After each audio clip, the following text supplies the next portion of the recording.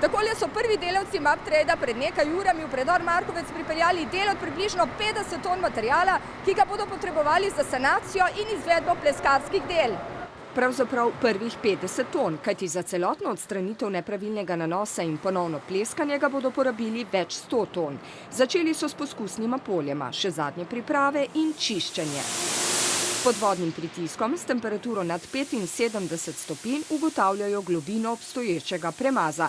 V nekaj dneh, morda že do ponedeljka, bo jasno, kako zapleteno bo odstranjevanje. Problem je v frezanju, odstranjevanju, bi rekel, starega kita oziroma nanosa in pa same barve.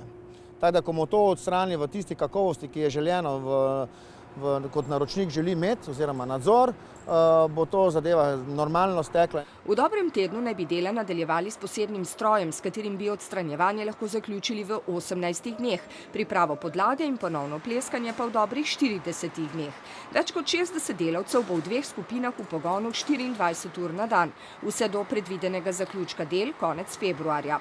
Predor bodo medtem z obeh strani zaprli, v njem morajo namreč obdržati 10 stopinj Celzija in le 4% vlago.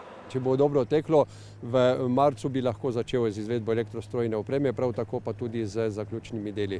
Do takrat bo morda tudi znano, ali bo cena za ponovna pleskarska dela presegla slab milijon evrov, kolikor znaša v tem trenutku. Veliko je odvisno od debeline oziroma globine nanosa, ki ga bo treba odstraniti 40 tisoč kvadratnih metrov površin. Dars bo morebitno podražitev plačal iz naslova bančnih garancij oziroma zadržanih sredstev avstrijske družbe Alpine Bau v stečaju.